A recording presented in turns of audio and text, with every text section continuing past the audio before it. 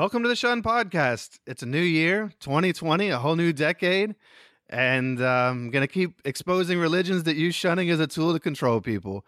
Being at the beginning of a new year and a new decade, I kind of see big things in the future. More and more people are speaking out against these different cults or religious organizations, and I think there's really a lot of momentum building in the ex-Jehovah's Witness movement. I wanted to get this year and this new decade off to a great start. So one of the things that I've done is I've released a new website called xjwhelp.com. So again, that's xjwhelp.com. I've made videos to help answer some of the common questions that I get asked, some of the issues that I see come up that people are struggling with, and I'm going to continue to add to this library of videos there. There's a free downloadable roadmap to help you see where you are in your journey. There's resources where you can find local meetups, online meetups through the Shunned Recovery Project, other projects and books that might be of help, and even a live chat service or individual coaching if that's what you're looking for. I will continue to add to the site regularly. So to celebrate the release of xjwhelp.com, to celebrate the new year, the new decade, I'm releasing 10 episodes this month instead of 2. So, I just really wanted to do something to kind of blow it out. My initial goal was to do an episode a day for the whole month of January. That was a ridiculous goal that I could not meet, and that's okay too. But I've got 10 episodes ready to go, and I'm going to start releasing one a day, Monday through Friday for the next 2 weeks. So, I really wanted to kind of do something to show you. There's so many people who are reaching out to me. It's really hard to keep up. There are so many of us out here that want to tell our stories, and that's an amazing thing. So in order to streamline this process of releasing so many, I'm not going to tell you who you're about to meet. You can read the description if you're interested in that. That way I can add this to the front of each episode without having to spend time recording each individually. So let's dive right into the interview and get to meet today's guest. My name is Rebecca. I'm 21 years old. I was a Jehovah's Witness, and I am shunned. All right, Rebecca. So how'd you come to be one of Jehovah's Witnesses in the first place? So I was born and raised a Jehovah's Witness, and I believe it goes back on my dad's side, probably 4 generations. I'm not 100% sure. Wow. My mom came in when she was a teenager, and then married my dad. But they were very, very strong believers, so they raised me to be the same way.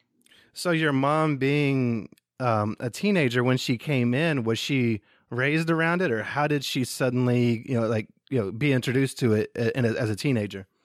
Yeah, she was raised Catholic, actually, but then her dad became involved with a minority witness group, like a apostate group, I guess, that had just not believed in the same year of 1914, and I think there was maybe a few other differences, and they had little meetings in this weird little place that she told me about. She loved to tell the story, but she went to those when she was younger, and she hated it because the kids were supposed to sit upstairs and they couldn't move, and they would get in trouble if they made noise, and she remembered hating it.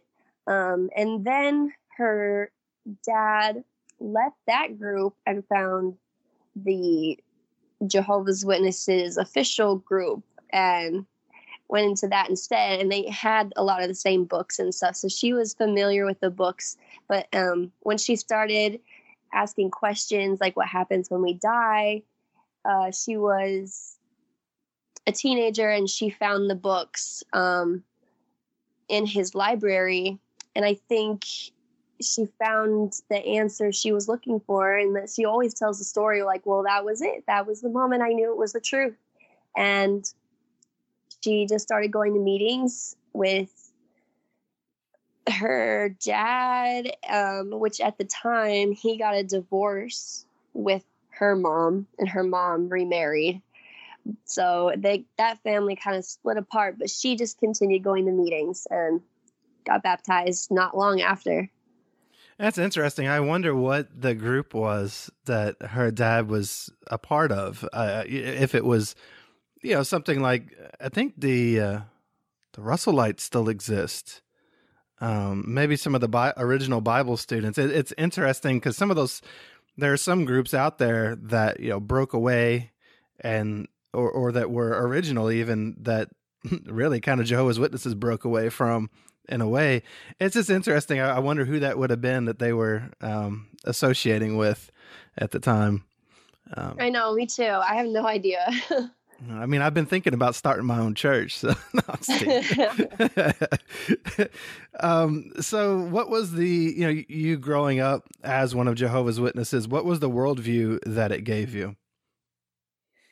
It was pretty negative.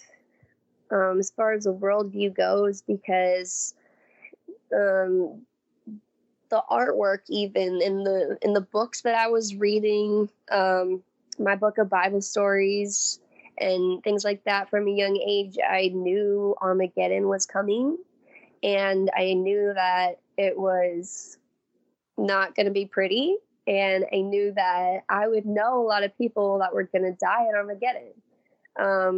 And so when I would meet people like at school or before I went to school, I knew my grandma wasn't a witness. So I would automatically kind of think, okay, they're probably going to die at Armageddon. Yeah.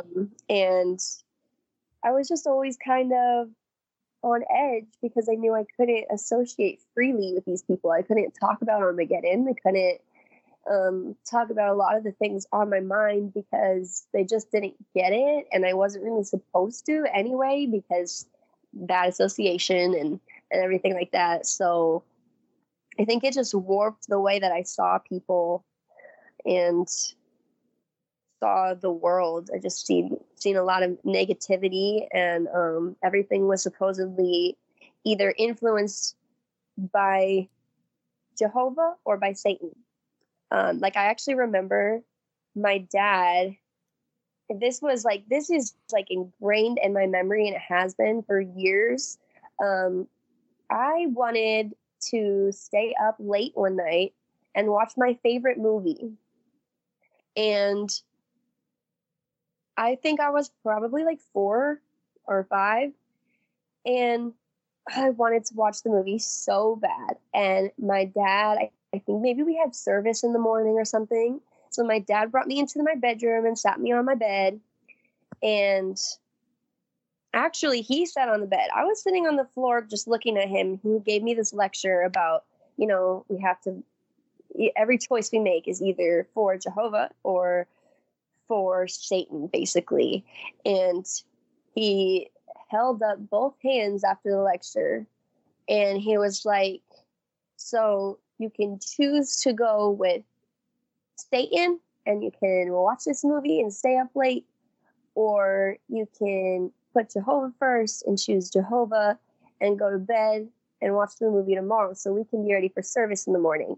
And I remember like sitting there and just looking at both of his hands for what felt like forever. I mean, it was probably 5 minutes, but I eventually like got up and I like slapped Jehovah's hand and I was like, yeah, I made the right choice. High five with he Jehovah. was so proud of me. Wow, that's intense. I mean, yeah. For just a kid who wants to watch a movie and stay up late, that's so intense. Yes, I know. So it really they were like, every choice, is one or the other. There's just no middle ground. And so that was my worldview. Wow. You can see also, you had alluded to the negativity, and, that kind of takes me back. Just it's like everything that happens in the world, even if something good happens, they usually just don't talk about it. But it's like they were the news media before the news media is what it is today. It's like they just, if it bleeds, it leads. They go and find all the negative stuff in the world and just focus on that and convince themselves that literally everyone and everything is awful all the time. Mm-hmm. Mm-hmm. Yep. And, it's like what about all the scripture where it's just happenstance, things just happen, but yet it's still influenced by Satan. So it's like they just cancel out the scripture when they say that stuff. I just don't get it. Oh yeah, no, they pick and choose what they want to use in what situation. Yep.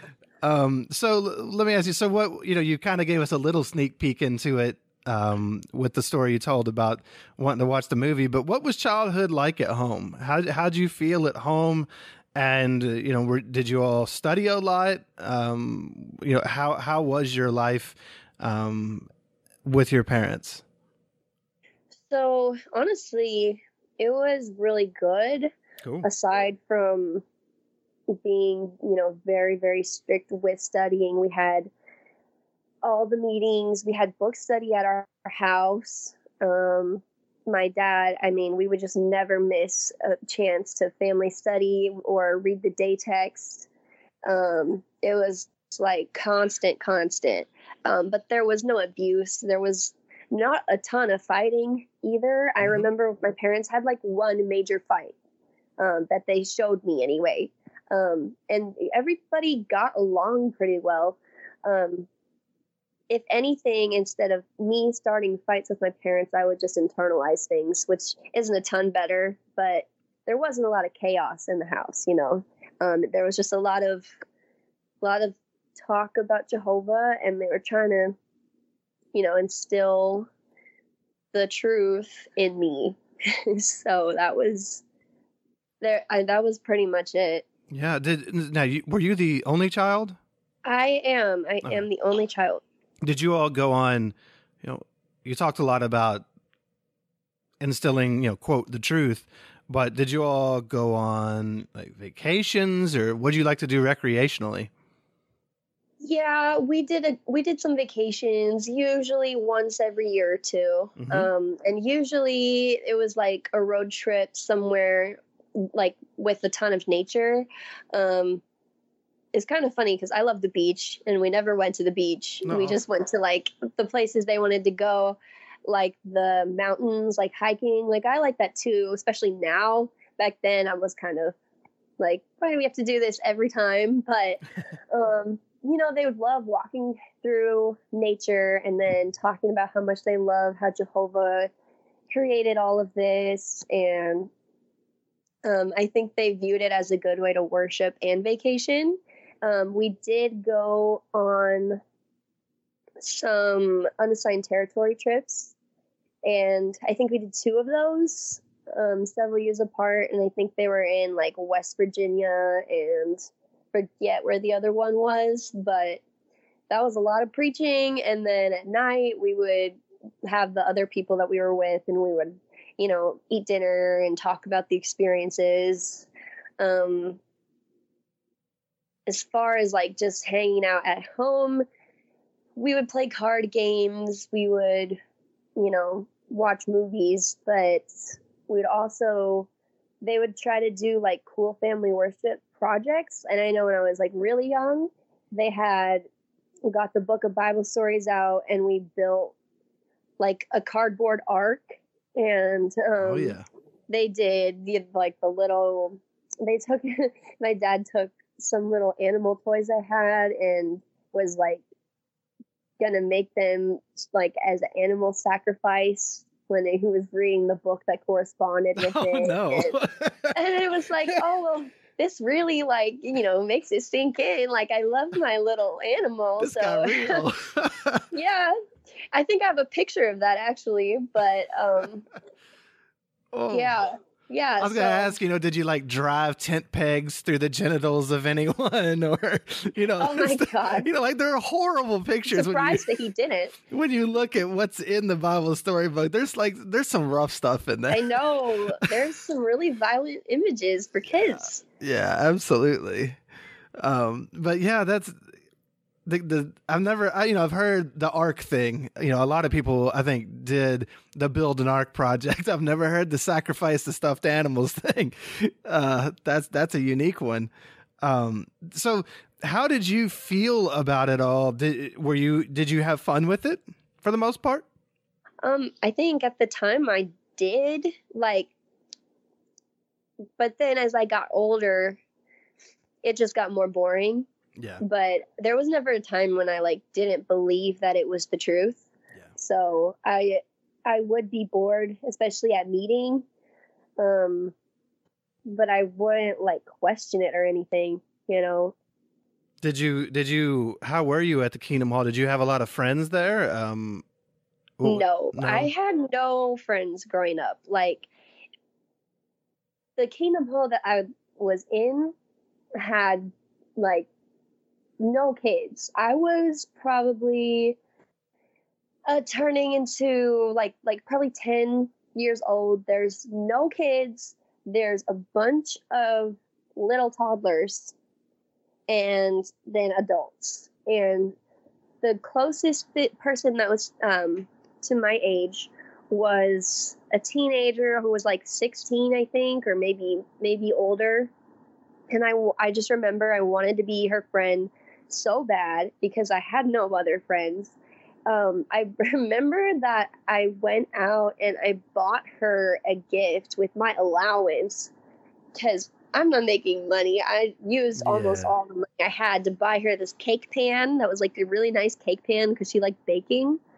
And it didn't really work. I mean, she was a teenager. I don't blame her. Like, who wants to hang out with a 10-year-old when you want to go and you're growing into that age? But, you know, I just felt so sad. I was so lonely. I complained about it all the time. My parents were like, well, we can try to take you in service with other congregations sometimes. And, you know, you can always be friends with adults. You just have to put forth some effort.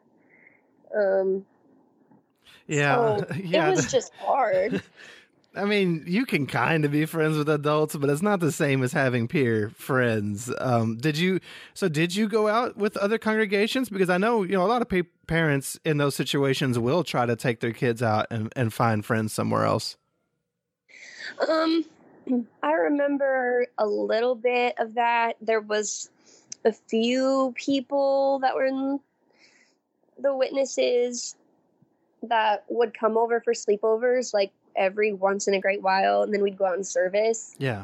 I usually met them at conventions or assemblies or something, and then, there's like the group of tweens or whatever walking around, and you're like, oh, so there they are. So then you try to, talk to them, and so I had like 2 friends maybe,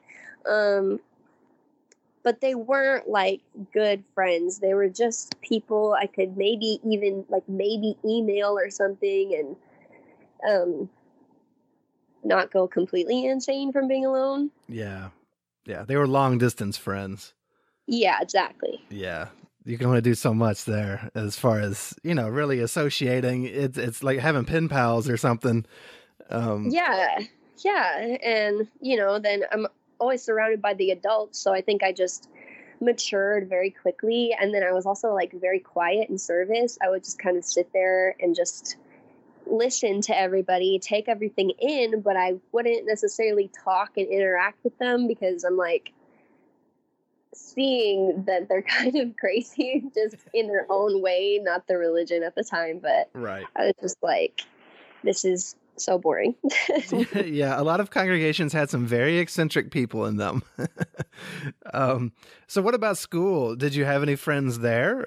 Or how was school for you? Yeah, I got along a lot better with people at school. My parents, from the get-go, they were like, no hanging out with any friends outside of school. They're not your friends. They're acquaintances. Mm-hmm. And so it made it hard because I got along with these people, and a lot of them lived by me because where I grew up, the school was walking distance from my house. And then a lot of people lived there too. And so we'd all want to hang out at the park or something after school.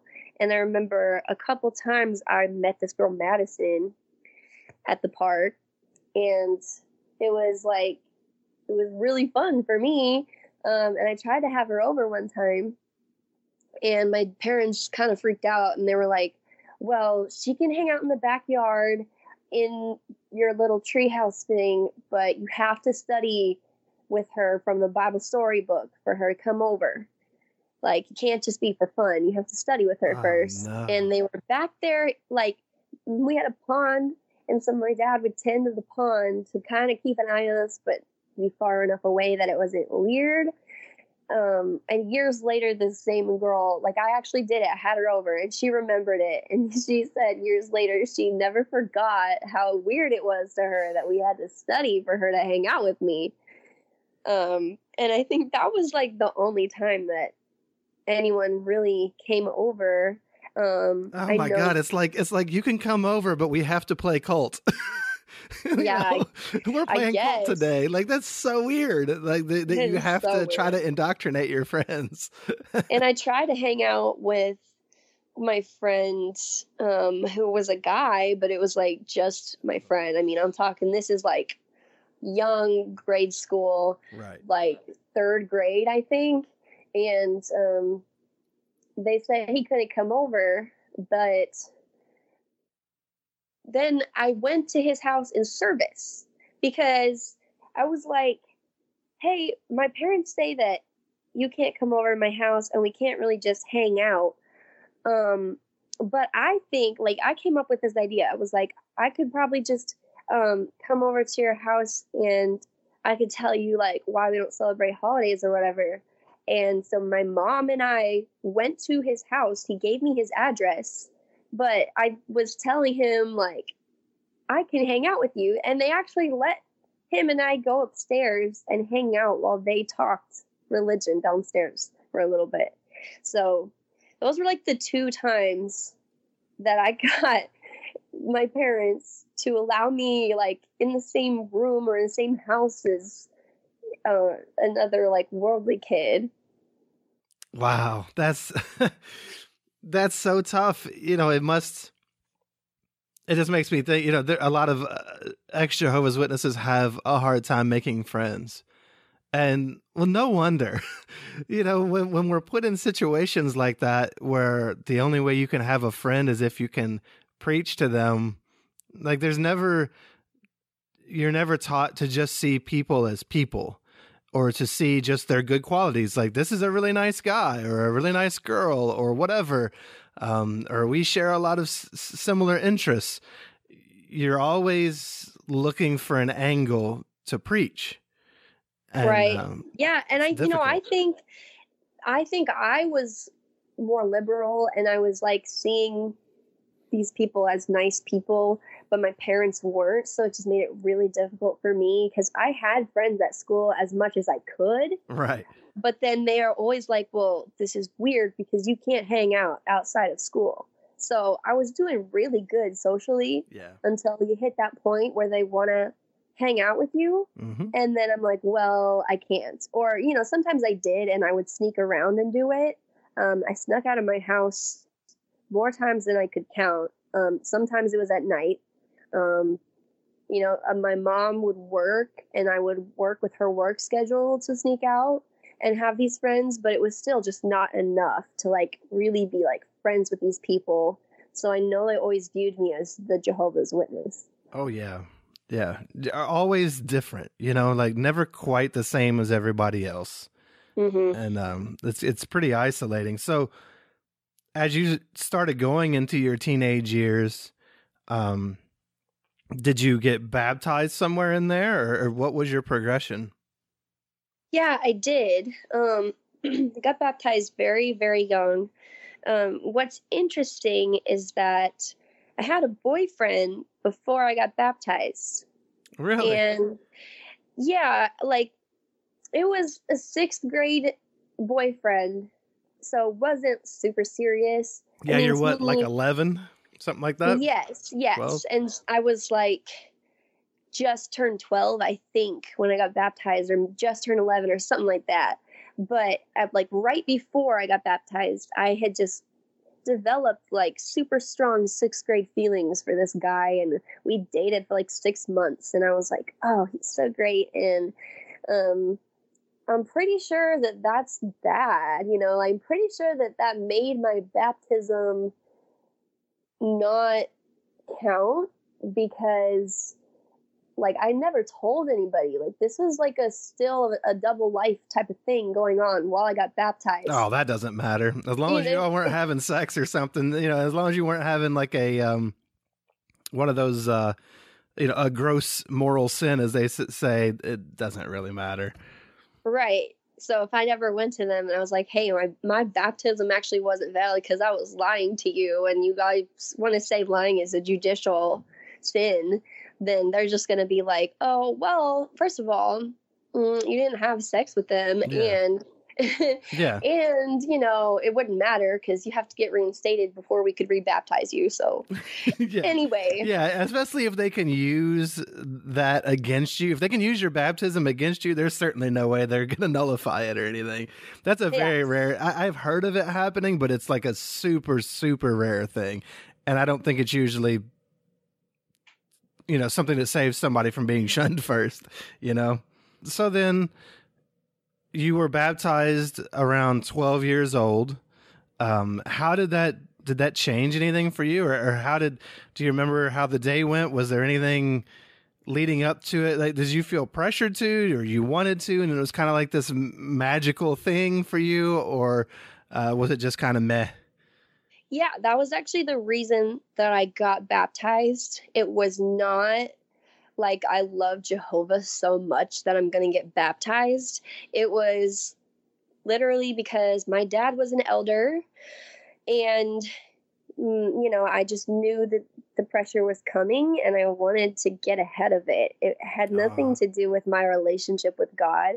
I guess when people asked me, why are you getting baptized? I would say because I know that it's the best way of life. And I know it's the truth. And I think I believed those things. I wasn't like a fervent believer of those things, but I was definitely like, well, it's the best way of life because you don't have to have, you shouldn't have premarital sex, and, you can get all these STDs and all the things they told you. Yeah. And I just, it was logical. Like it seemed like a good way of life. And I just I knew those questions were coming because I think somebody asked me, and I think my parents were kind of starting to hint around at it that young. And I was just like, I'm going to have to get baptized anyway, eventually. And I just would rather not deal with all the questions and all the pressure. Like, I'll just get it over with. Basically, I know I have to be an example, and it is the best way of life. So I'm just going to go ahead and do it. I know my parents will be happy. So I did it. And obviously, it wasn't hard for me to answer the baptism questions. I never struggled with head knowledge, but I just never had like the heart connection with like making the truth my own. Right. So even when I got baptized, I think I said like a 1-minute prayer or something that was like, oh, Jehovah, like I dedicate myself to you. Yeah. But it wasn't meaningful at all. Yeah, I remember that too. It was like, Jehovah, I dedicate myself to you in Jesus' name. Right. Amen. Right. There was no depth there. How much depth does a 12-year-old, or in my case, I think I was 14 or whatever, like how much depth does a kid have? Not much. And not much, because I didn't even grasp the fact that there was a reason I wanted to be friends with all these people from school, and why I even, sure. had these feelings going on. Like, I should have thought it through and realized a double life may not be the best route. But well, I mean, you're a kid. There. You're not going to be able to think that through. And ultimately, if you've only ever been given... So one of the things Jehovah's Witnesses love to throw in people's faces is, you made the choice to get baptized. If you only ever were exposed to one thing, then you didn't make a choice. There's no choice to be made. That's called undue influence. That's not giving somebody a choice.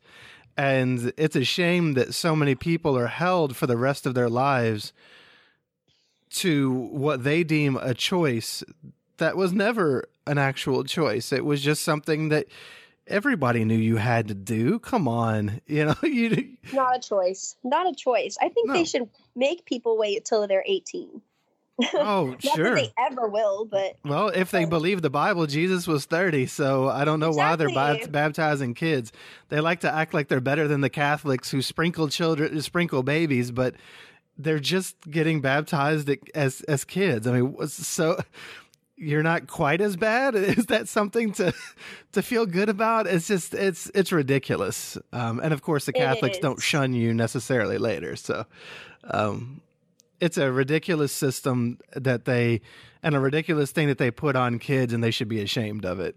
It is because they know, like, I know everyone in my Kingdom Hall would just look at people so weird, almost like a failure if they weren't baptized by 18. Oh yeah.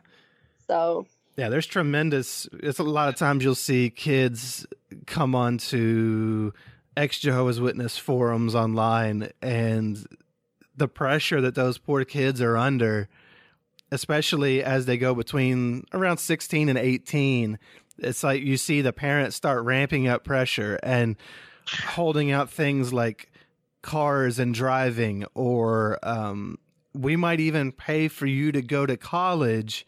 Of course, a 2-year technical school that they choose. But we might even pay for you to go to college if you get baptized. They just start holding stuff over the kids' heads. So it just gets more intense as time goes by. It's truly awful. yeah, definitely. So for yourself, you get baptized at 12. How did young life go from there? Did you feel special, or were you at least celebrated after your baptism in some way? I know a lot of people go out to a restaurant, or you get gifts or something like that. I didn't, but did you? Yeah, I had forgot about that. But yeah, we went out to dinner and they got me an iPad mini that I could use for study, but also like games and stuff. Right. That was pretty cool. That's kind of a double-edged sword, isn't it? Yeah. Yeah. Yeah, a lot of the gifts they got me were something I could use in service or something like that, Right. But you take what you can get, and it seems cool, and it feels good on that one day. Yeah, to finally be celebrated. You don't get a lot of gifts other than those special times, so it just seems like the most amazing thing. Oh, heck yeah. So did you go on to Pioneer or Auxiliary Pioneer maybe in the summers as a kid? Sometimes those are things that kids can do, particularly, I mean, you're not a brother, so you didn't have a lot of options, but did you at least do that maybe? So not until later. Okay. So like when I got baptized, it's so funny, like I remember like going back just a little bit when I dated my first boyfriend that I ever dated.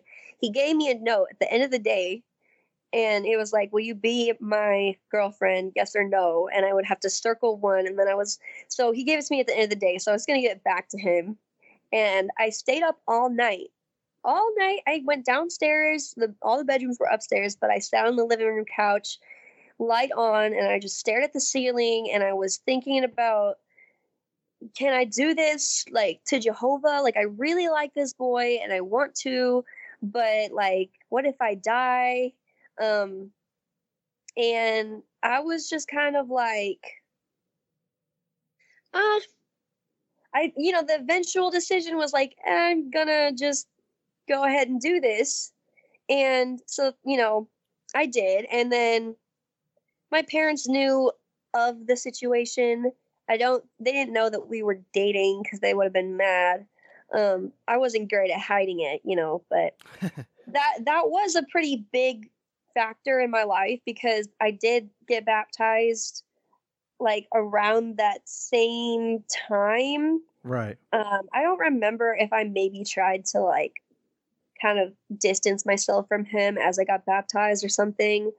But I just know that after baptism, we were broken up, but I started doing like way worse double life things. So I didn't just jump into like pioneering. I jumped into more of a double life more sneaking out, dating another guy that was now, we're in junior high school, and um, I would like change clothes at school. I'd like buy clothes um, with like rips in the jeans or like mini skirts, and I would change clothes after I got to school to fit in.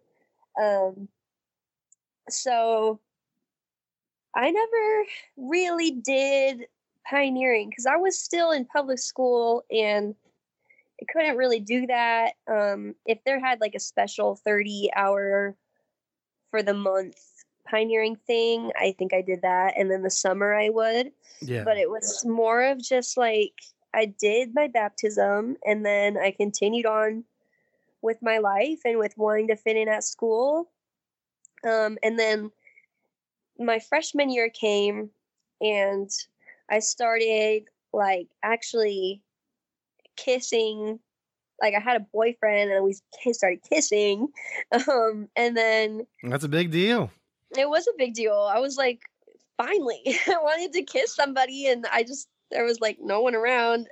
I don't know. I think I was just so isolated that I was just like, ooh, what's kissing? You had to be lonely as could be. I really was. So high school was fun for me actually, because it was like a big social thing every time I went. I eventually I got into like a serious relationship. I ended up being on and off for like 2 years, with this guy named, well, his name's not important, but, he ended up like, he was more of a bad boy. And so I ended up getting into a lot of like emotional situations because he would do drugs and then I would be like, no, you have to stop. I was like this innocent little naive girl who thought I could change him. I thought we were going to get married. And I wasn't having sex with him because I was like, we're going to wait and we're going to, wait till we're married and he's going to become a witness. I had him come to one of the meetings. It was crazy. That was like my whole world. I was just wrapped up in him for a long time. And then eventually, like, I found out he was cheating on me. And so my heart was like so broken and it was this drama, but I couldn't share it with my parents at all. So, I had like this depression and I was sharing with them, like, I'm depressed, but I couldn't tell them why. So it was a very odd situation. And I had this friend at school that I had made that was this girl. She was like my best friend at the time. And I would find ways to text her or somehow talk to her outside of school.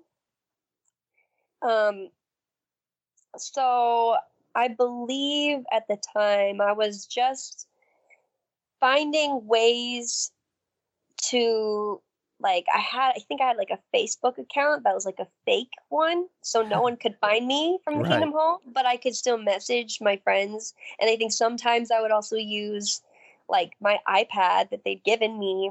And I would just pour my heart out to my friends and just delete the messages after because, she was my way that I got through that depression. I was like suicidal and she helped me. So, long story short, one day, I'm doing all this crazy stuff, which isn't that crazy. I'm just trying to have friends. Normal but, teenage sneaking stuff. around. Yeah. Yeah. I'm always sneaking around. Always. I mean, I'm listening to bad music and, wearing bad clothes and probably cussing.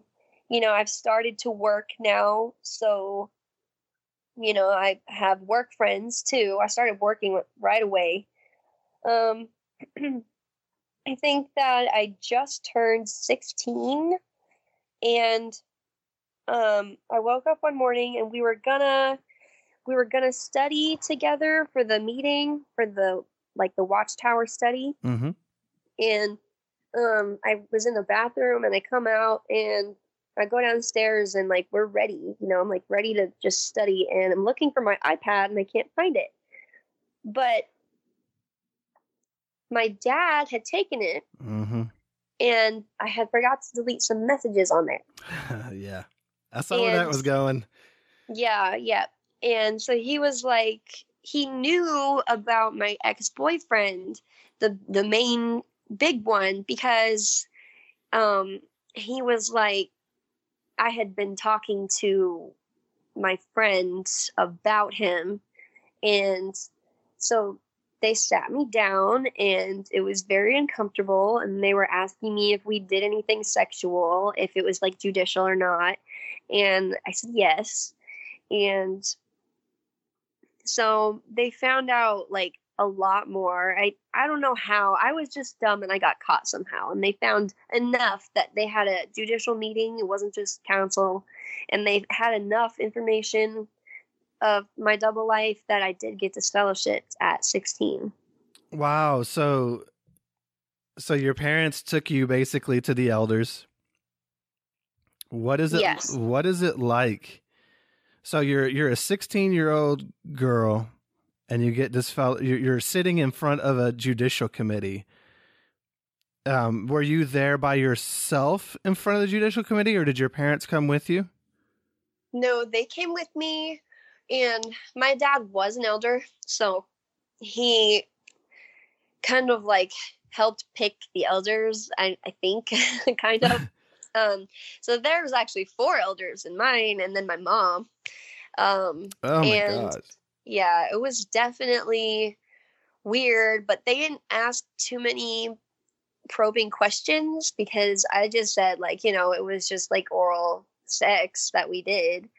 And they were just like, oh, okay. And then they just moved on, but they knew about the music and the changing the clothes and different lies I'd been caught in, because my parents were like making me tell them. And so they asked me to step out of the room, and my parents stepped out with me, and it was very nerve-wracking.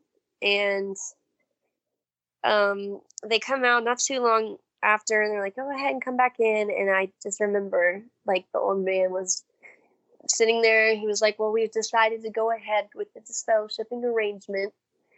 And I was like, well, it sounds about right. Like, I kind of thought I was going to be disfellowshipped, because I just knew I didn't love Jehovah. So I was like, well, this is Jehovah's decision, right? That's what I thought. And I was just like, he's going to know. He's going to influence them with his Holy Spirit to kick me out, because I don't really belong. Did you? Right, so let me ask you. So I mean, you're sitting in there. It's a 1-on-5 basically, or 5-on-1. I mean, I guess your parents were in your corner, but at the same time, they're the ones who brought you there, so it can't feel super supportive. And no. I know that you told them it was just oral sex or whatever, but like that's still weird for. It's still kind of weird to talk about. For a bunch of old men in the congregation to know about. Like, yeah, it's none of their damn business. And then it's just weird that. So you're disfellowshipped there. How does it?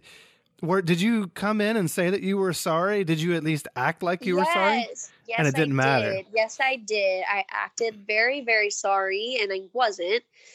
And I, that's why I thought they're just not going to believe me. But I promised them in the meeting that I was going to come back. And obviously, like, my parents were going to make me come back. Since I was not 18, they allowed me to stay at home. And they continued to eat with me, and they continued to help me with studying. We didn't do a ton, like we didn't play as many games as we used to, or watch a lot of movies together, but we still watched movies a lot. I remember thinking a lot has not changed. I think they just didn't want to shun me. Like, they were like, well, we don't have to shun her because she's 16. She's still a minor. And that's true. They don't have to. They're not. Yeah. That would be consistent with the instruction to still treat your child like a human being, which there shouldn't need to be instruction about. And, and, you know, you're just not really supposed to associate spiritually, but because they were studying with you, that I'm sure that that's okay. So that's kind of what I would expect. I was wondering how they treated you afterward. Yeah, and I remember like the first thing my mom said to me after I was disfellowshipped was like, this could be the best thing that ever happens to you. Like, I know that this is painful now, but this can really help you to get back stronger and all this stuff. So I was like, all right, I don't have a choice. Like, I'm telling them, I literally directly told them, I don't want to be one of Jehovah's Witnesses. I just, like, I felt like I didn't have a choice, you know? Well, you don't. Yeah, because they were like, well, if you don't, then maybe we need to send you to your grandma in Colorado. And I was in Iowa, and I was like, well, I don't want to go live with my grandma. I want to stay here. I just want you guys to just like me, you know? Yeah, for me. So was your grandma a witness, or? No, my grandma is still Catholic. She's never changed her religion, so they were just going to ship you off to the pagans, essentially, you know? I guess so, Good since grief. I didn't want to be a witness, but, you know, I learned real quick, and I caught on. I just got to keep on going, because this whole time, I was completely fine with dying at Armageddon. Like, that's how I made everything okay. Like, the double life and everything, I was just like, you know what? I know that I'm going to die when that time comes. I don't have to pray. I don't have to do anything. I just have to put on like I care. And that was so much easier. Can I point out something? I've done it on other episodes, but because we're talking about the double life so much, I just have to point out that the double life isn't the one that you had outside of Jehovah's Witnesses. That's who you were and what you wanted. The double life was being one of Jehovah's Witnesses because you didn't want that. That's the double life. They're always making the double life seem like this awful thing you do on the outside, but that's not true. You had a life that you were actually choosing, and they force you to live a double life as one of them. That's how it works. They refused to believe me. I even told them about my baptism, and I told them, like, I didn't even really like Jehovah that much when I got baptized. You know, I was like, it wasn't real to me. This has never been in my heart. And I told them that, and they just did not believe me. It was like complete denial. And I completely understand why they feel that way. But I did try to tell them. And then, you know, they just were like not happy about it, you know, and it just doesn't work for me to say that. It just added so much chaos, and we weren't used to that chaos. So I was like, you know what? I'm just going to go back. I'm just going to get reinstated because I have to, basically. And so I did fake study. I remember, like, when studying my watchtower, there's some tricks I did. Like, I underlined every third sentence to make it look like I had underlined. And then I would, like, read a chapter of the book I was supposed to be reading, and I would just pick out, like, one point, and I wouldn't even read the rest. I would just pick out a point, and I would be like, yeah, I read the whole chapter, and this was blah, blah, blah, really interesting. And I would know that they were going to probably ask me a few random questions, but, like, I already knew the answers. So, well, yeah, not much changes over time. So I got away with that kind of study and actually got reinstated about a year after. So because now Jehovah knew that your heart was really in it. Right, which it was not. Yeah, but now Jehovah knew. He knew. Right, but interesting that as soon as I got disfellowshipped, my parents took me out of school. I was in almost to 11th grade. I had done most of 10th grade, and they pulled me out of school and had me do a homeschooling program to finish out my school. And it was not one of the witness ones. It was a special one that was, you do get a high school diploma at the end of it. Gotcha. So that part's at least good. I'm so glad that I didn't go through all of that public school to just get a GED. But right. Or to end up with a diploma that means nothing, because some people did that. Oh yeah, I know. I've heard about that too.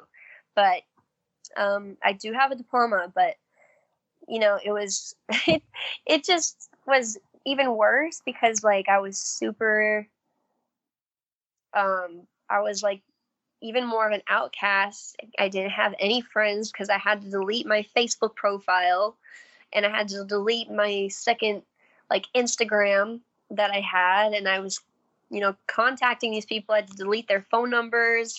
I was literally just sitting home all day. But that did not stop me, because actually before I got reinstated, I actually lost my virginity, and to the same guy that I was all in love with before. And I like found a way to contact him and invite him over. And I just like nothing they did worked with me. I was just a rebel. I mean, I was literally just always find a way. I guess I was always just like, well, where there's a will, there's a way. And I ended up getting a second phone when I was like right around the time I got reinstated. I had my regular phone so they could go through it anytime. And then I had like a little iPod phone that worked with Wi-Fi. I would take it with me in service. I would keep it under my mattress.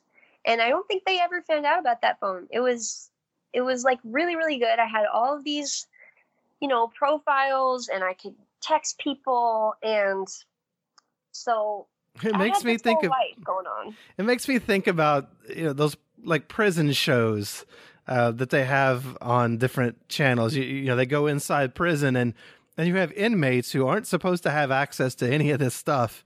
And yet they have all this contraband and they have profiles, and some of them have even cell phones and stuff. You're absolutely right. Where there's a will, there's a way. And when you restrict and take everything from a person, they have nothing but time to figure out how to get what it is they want. Right. Whether it's some sort of cell phone, losing virginity, whatever the case may be, they're going to find a way to do it. You can only crush people's spirits so far. And so, you're just proof of that. You found a way to do what you wanted to do and to live the life you wanted to live. Yeah, I think humans are amazing because I love the fact that we can make things happen. It just depends on how bad we want something or need something. And I remember too, like with the phone, there was a lot of close calls with the phone. I bet. No pun intended. But I mean, I was sitting one time on the couch and I had my knees up and the phone had been in my pocket, which was dumb. I had rules for myself, don't carry it around the house or anything. Right. But I just happened to have it, and then it fell out and it was on the couch, and I went to the kitchen and it was just sitting there on the couch. My mom was on the couch as well and just happened to, I guess she thought it was my regular phone. I don't know, but she's seen it multiple times in my hands or somewhere, but she never actually caught me with it. So Jehovah's Holy Spirit was protecting you. Yeah. Yep. So it was like I was always kind of having an adrenaline rush when I was home because I was gonna get caught somehow. I mean, when I was in high school, I even had like a guy, my boyfriend, same guy, but he was like, he spent the night in my bedroom next to my parents' bedroom all night. He came over after school, and then we went to school the next morning, and my parents were home the whole time. He hid in my closet when my dad came in the room, and then my dad left for work, and my mom was in the bathroom, and I told him, like, run out the front door. And so I was very risque. Like, I liked to take risks, I guess is a better way to put it. Yeah, you're an adrenaline junkie. Yeah, I am, though. I am. And that's probably why, is the way I was raised. Well, I was actually just sitting here, making a note that I was going to ask you later. Do you find that this impacts you now? Because I know for myself, I was raised in a high stress house with a lot of emotional abuse, and I was one of those young go-getter, J-dubs that had always had a talk or something that was going on. And I was always out in service, and it created a comfort level with a tremendous amount of stress that to this day still impacts me, because I don't always know how far is too far when I'm pushing things or pushing myself, because I don't know always what's healthy. Do you find that you maybe live a very stressful life now? I don't think that I have that exact same thing. I think on some level I do. Mm-hmm. But maybe when I first moved out of the house, I did. But I think at this point, like, I've been through so much that I learned how to handle it a little better. I think maybe with, like, my personal relationships, I stress myself out a lot more because of this, and it's how it's impacted me. But I can definitely, like, see where you're coming from with that. I think it does affect everyone on some level. Yeah, it makes you more prone. Sometimes we even seek out stressful situations or create them in our lives because we're just so accustomed to living under that pressure. Sometimes when things are just all going really good, I'm just kind of confused on what to do now. Yeah, I got to mess this up right. somehow. I need a challenge. Yeah. Yeah, I understand that. So you are now at home. So, yes. So I was reinstated. Right. And I have my second phone. And I did start dating another guy, which is, like, my second serious relationship. But I also at the same time started pioneering. So here's where the regular pioneering comes. Now that I finished school early and did all of that, I could pioneer. And my mom was pioneering. She quit her job, and now my dad was just the one that's working. So she was like, come pioneer with me, we could be pioneer buddies. But that didn't work out well. We didn't get along as well as she thought that we were going to, because I think at this point I was just kind of so distant. She maybe knew that something wasn't right with me, but she definitely believed that I was repentant. So we would go out every day. So much service. Oh my gosh. So much service. And then for a while, the only reason I was able to get out of the house when it wasn't for service or for the job I had at the time, I had this thing where I used the website. Like, I had just turned 18, so I was able to get on this website to do, like, some house sitting or pet sitting stuff. Oh, yeah. And so that took off. Like, I did really good with that little business. And so I was constantly getting bookings to go watch people's houses and their dogs.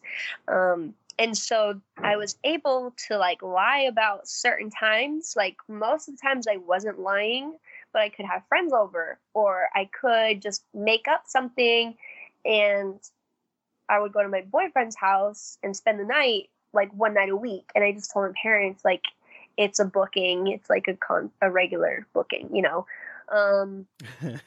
And so I would do that, and then I'd get up from his house in the morning and go home and change into my service clothes and meet my mom at the Kingdom Hall, and we'd go out in service. And I didn't feel a lot of guilt because I was just, I like had all, I think I only felt guilty like once or twice growing up because I think I just pushed it out of my system. I didn't want to feel it.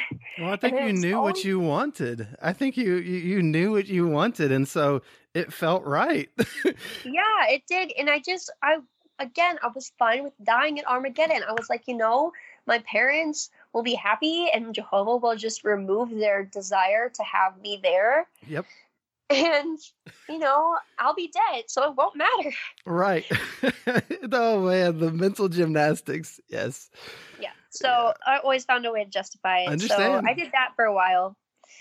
Oh, I just said I always found a way to like justify it. Right. So, yeah, I would did that for like a year, I think, about a year. And I mean, there were times I hated pioneering and there were times that I loved it just because I made some good friends pioneering. And also, I don't want to say made enemies, but there were people I did not get along with. And shortly after I started pioneering, my mom stopped because there was this girl in our group who had some major issues, as a lot of us did. But it was just hard to get along with her. I remember she would pick on me and the way that I dressed. Like, she would say it wasn't very modest, which is not true. I dressed like my mom did. I mean, I dressed like my grandma would. But there was like times I would try to, be youthful. Like I wore a black lace, like it was like a shirt and it was like all black. It wasn't tight at all, but like starting at the shoulders or the neck, I guess, at the very, very top part of the shoulder, all the way down the sleeve, it was like black lacy. And I had like a white undershirt on, and it had like tiny little white straps at the top. Because it was like a cami. And I was in the bathroom and she's like picking at the strap and she's like, you need to change that. Like, that is not appropriate. And I was like, you can see 2 inches of a white strap. My hair covers most of it. And that's only if you're looking. Like, I wasn't trying to go to a fashion show, I just have this shirt on. I don't understand. It pissed me off so much. I was just like, why? And I just like started crying. This was like a regular type of thing that would happen. Often it's because you're prettier than them. Yeah, that's that's often the case. You like to pick on people that, yes, like everyone was like, if you weren't her friend, she would pick on you and she would nitpick whether it was what you're wearing or something you said. Anyway, it made pioneering really hard sometimes. She went off the list for a little bit. So I was like, yay, and I had friends and had made one of my best friends pioneering. It was just an experience. It was very up and down. But anyway, eventually I had this Instagram that no one knew. And I was just like starting to make real friends in the witnesses because I was finally getting freedom. And I was like meeting all these people. And there were always like witness guys that I'd be interested in. But, I even tried to date one of them when I was younger. And I think I don't know what age. I think I just got reinstated not too long before. And I was trying to date one of these guys, and they were just like, you're too young. You're still too young. And we ended up kind of secretly dating, but it was like, it didn't turn into anything because we got caught, because that was another thing. And so my parents' trust is broken to me again. But, that was like, happened all the time with me. Like, that was just my teenage years were just always me getting caught with something or not getting caught, and just sneaking around. But the point that I'm trying to make is that like eventually there was this guy who I could actually spend time with, because there was groups of friends that I had. Some of them were pioneers, and then some of them were from other Kingdom Halls. I had my car and I could drive around, and finally, like, I had a car since I was 16, but they were finally letting me be out and be free. And so I felt like, maybe I don't have to have a double life anymore. I was like, maybe I can let go of like all the worldly people. And there was this guy who came into our Kingdom Hall who was a teenager, and I was like, he's cute, I could see myself marrying him. And so we started talking, but we'd hang out in group settings, and life was coming together for me. I ended things with the worldly guy, and I was like, maybe this is good. This is like how my life is going to be. And then one of those friends that I met found an Instagram that I'd had, somehow was following me, because I knew everyone. I thought I knew everyone that was following me, and I thought that I knew they weren't witnesses, but somehow, like, maybe a non-witness knew one of the witnesses and then saw me at a gathering or something. But they told my parents, and there was pictures of me and my ex that I'd just broken up with, like, way down in the feed, but they saw it and they were like, well, who is this? And they had done some investigating, and they were like, they'd basically figured it out. And so that ended that good time in my life where I just finally felt like I had a bunch of friends. They sat me down again, and they were just like, well, who is this guy? And you've been lying to us, haven't you? You've been going to his house and saying it's one of your clients' houses. And I was like, yes. And they're like, well, did you sleep with them? And I was like, yes. And they're like, okay, well, it's going to be judicial. And my mom was like, well, you never really let the world get all the way out of your heart, did you? And I was like, no. So then I got disfellowshipped again. And how old were you when you got disfellowshipped the second time? I was 19. 19. Yes. Just turned 19. And so they kicked me out of the house like right away, because I was not a minor this time. And basically told me that I wasn't a good person. And I was like, well, I am a good person. And my dad was like, well, not in Jehovah's eyes. And I was like, all right. I didn't like him much. I had to get all my stuff out of the house within a month, and I had nowhere to go. So I put it in storage or sold it. And yeah, I was going to ask, where do you go at 19 when you're kicked out and told to leave? It's funny. I was going to try to live with the ex, at least stay with the ex, that we were still on good terms. It wasn't, we were on okay terms, but he was kind of like, no, he didn't let me stay with him. Luckily for me, I had been staying at a client's house, and that stay wasn't over for almost like a month. Oh. Because it was actually a witness that was letting me stay in their house while they were traveling abroad to preach. And so it was like a long house sitting thing. So I stayed there, and I definitely like went off the deep end a little bit. I don't know if that makes sense, went off the deep end a little, but as far as witnesses would say, like, no, I understand. I just started doing whatever I wanted, and then I would go home to that house. And honestly, it was hard because of the family drama, but I was happy just being able to do my own thing finally.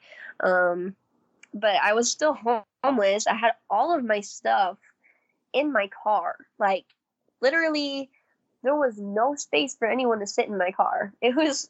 I was basically living out of my car, but staying in someone's house, trying to figure out where to go. I tried to apply for apartments. but I'm 19 and no one's ever taught me how to do that. So I definitely didn't get any, you know?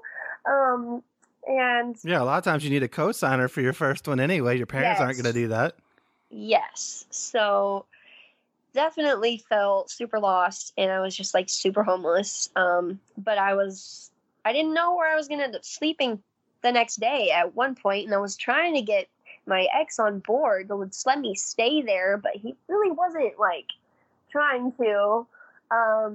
He wasn't helpful, and so again, I was starting to be like, oh well, maybe my parents are right. Maybe worldly people aren't helpful.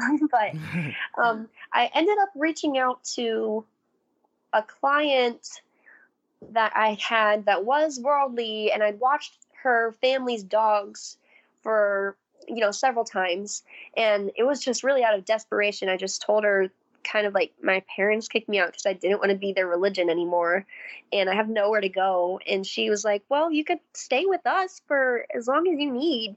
And it was kind of like a miracle. It was just nice people, and they let me stay with them. And around the same time, there was a girl I'd known for a brief amount of time growing up who had got disfellowshipped, and she was in Iowa at the time, but she was moving to California because she had been there, like lived there before. And I was like, well, that sounds cool. California sounds cool. So she was like, well, you should be roommates with me. We should go to California. And so I just packed all my stuff in my car. It was mainly there anyway. And I went to California shortly after she went, because she was supposed to go later. We were supposed to go like a week apart because she already had this plan and I was just trying to catch up. Yeah. But she ended up going early. She was going out there to be with a guy, not to live with a guy, but to like be closer to her boyfriend. And she needed a roommate. And so then I was going to be that roommate. Well, she ended up meeting a different guy because that guy was abusive to her. And beat her, and it was bad. And she met a different guy and moved in with him instead. And I had just moved out there. Like we literally were looking at houses together, and I thought it was a done deal, but she switched up on me last minute and just decided she was going to move in with this other guy.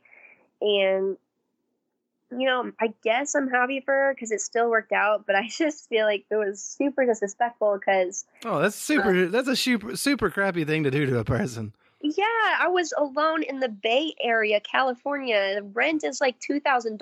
Yeah, that's called being a bad friend.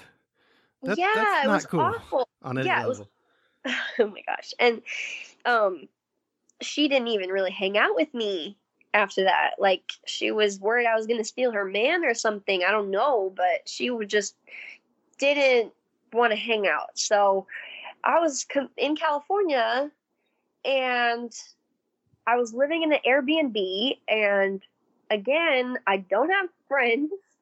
I don't have a job, but I was happy because I was like, California is cool, and this is a fresh start for me.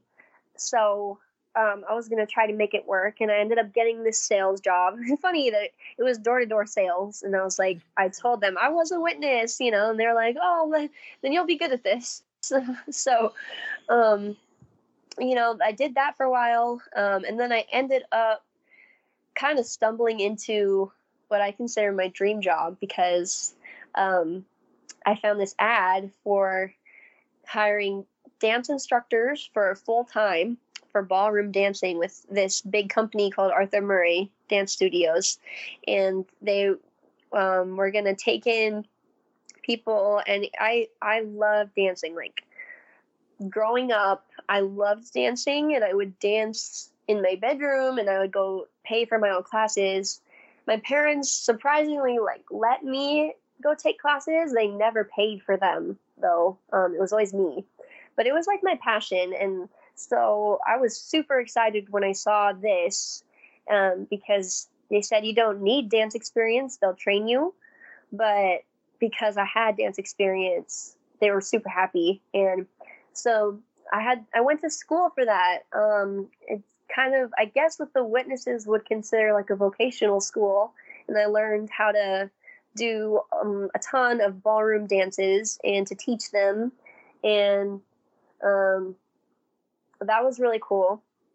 But during this whole time, from like when I moved out there to getting that job, like my social life was bad. And so I was like, wow, Satan's world is bad. My parents are right. And I decided I was going to try to get reinstated. So I was trying to get reinstated and actually do it for real this time. And I completely changed my life around, and I'm working on myself while getting this job. And I was like, okay, finally, things are falling into place for me, because I'm going to have my dream job. I'm going to get my family back. And I love Jehovah now. I just was kind of like obsessed with Jehovah because I started studying the Bible, and, I just felt like he was talking to me. And my parents found out that I was trying to come back, and they would send me like a few things every couple of months, just like, keep going, and we're so proud that you're gonna try to get reinstated. And so I had been going to meetings at this Kingdom Hall near me, and I turned in a letter for reinstatement. And I cannot stress enough like how deep it was in my heart. It was like my whole life, like that dancing and these beliefs were my whole life. I finally made the truth my own. I would cry when we were singing the kingdom songs at meeting. Like, I didn't even listen to like rap music anymore. Like, I literally only listened to the kingdom melodies. I didn't even watch TV that much. I would watch JW broadcasting. I was just indoctrinating myself so much. Super repentant. Like, I was really, really sorry. And I wrote this letter, and I had only been going back to meetings for like 4 months. But it was, super big deal to me. I was like, I'm sorry. And, Manasseh somebody was like forgiven really quickly. So I was like, I'm good. I might not get reinstated right now, because kind of soon. But I was like, I know I'll get reinstated. So I turned in my letter, and the elders met with me, and they said not yet.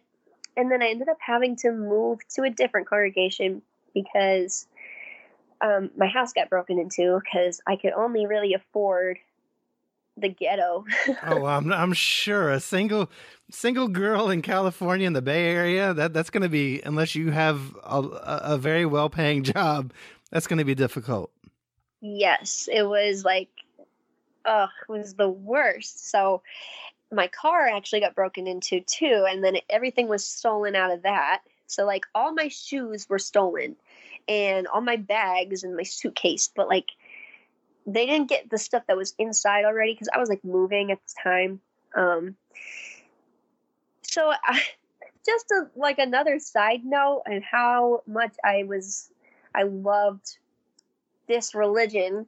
My car was broken into, the whole back window smashed out, couldn't drive it, didn't have any money because my purse was in the car and they stole everything.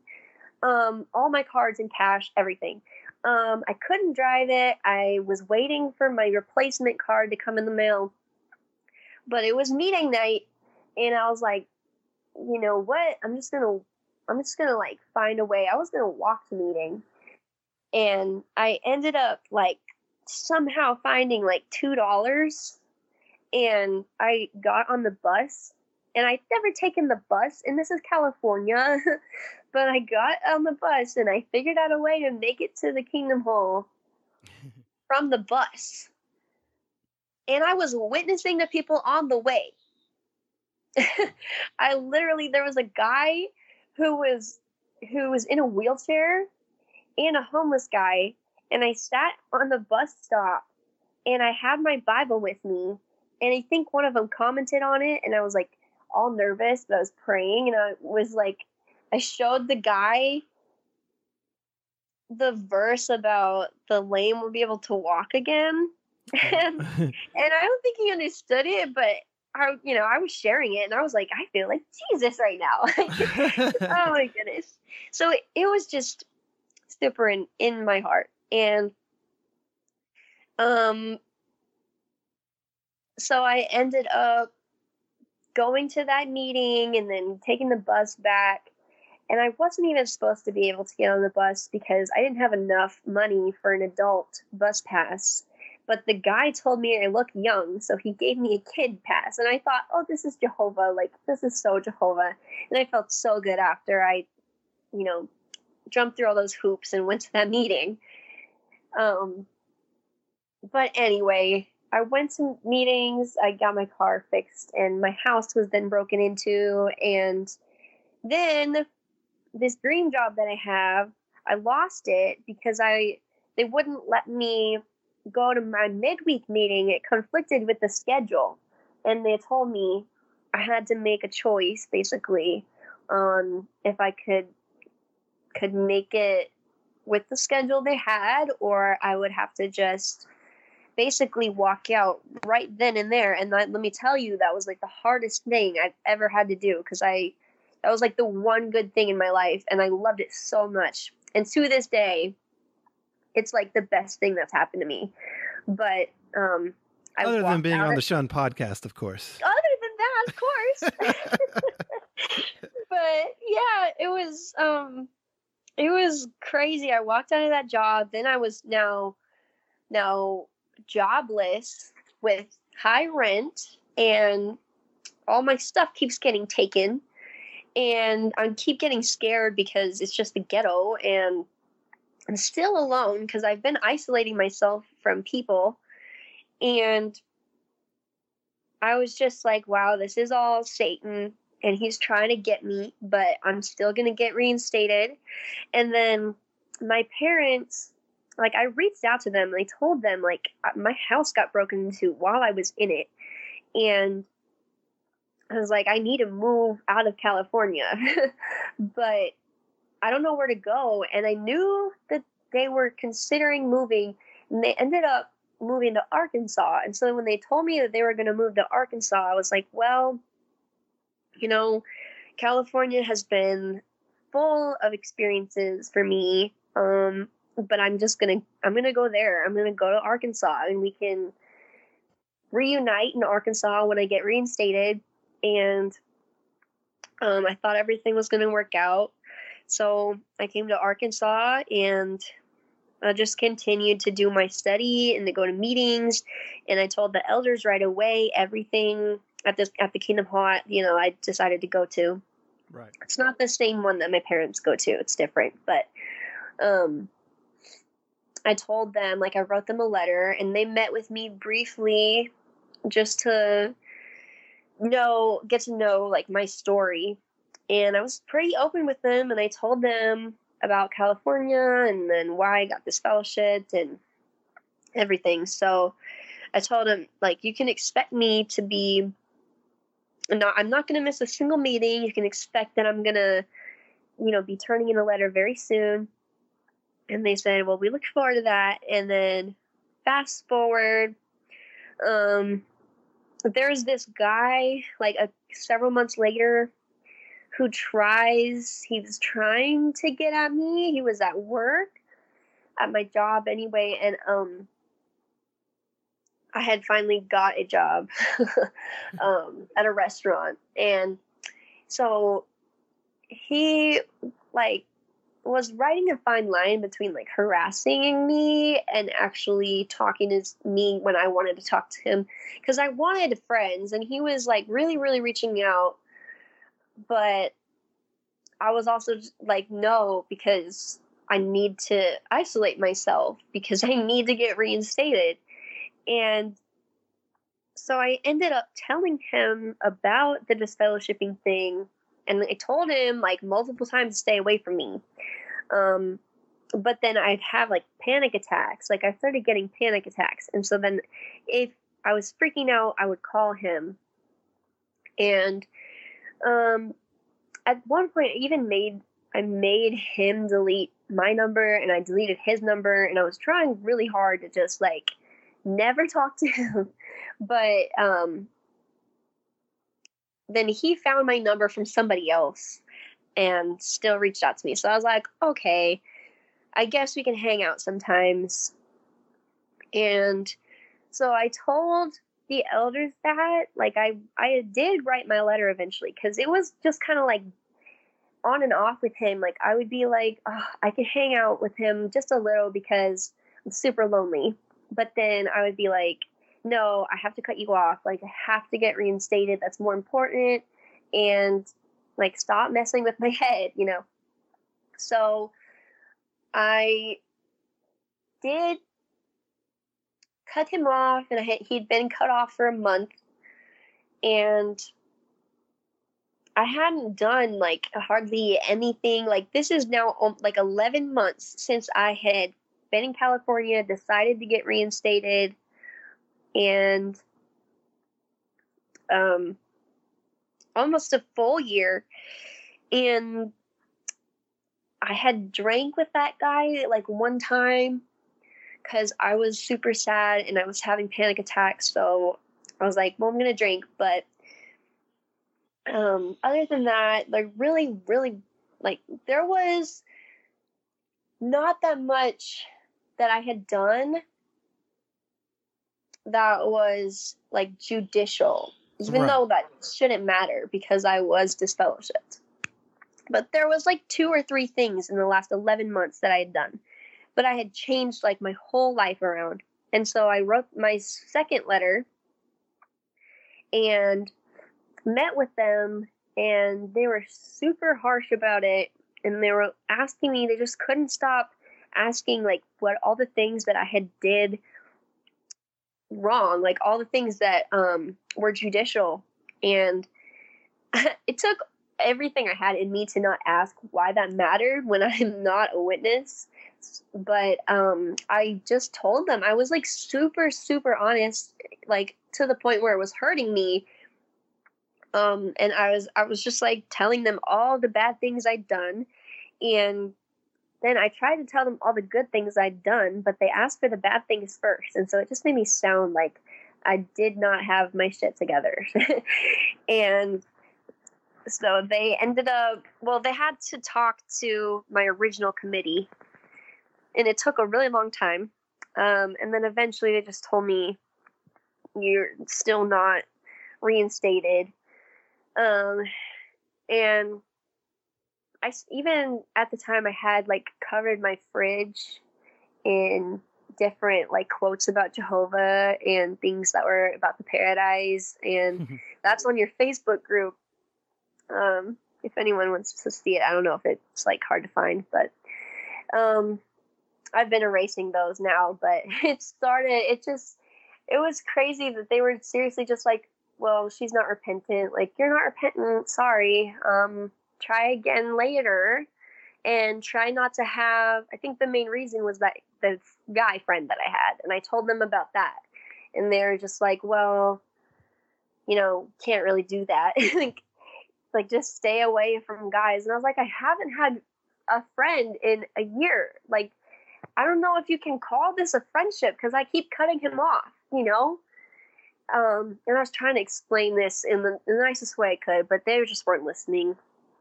So, it started the wake up process for me, and I was just, like, shocked because I knew I was repentant, and I was like, Jehovah is supposed to be the one making this decision, I thought. But that's not what happened. And I realized then that it was, like, men that were making these choices.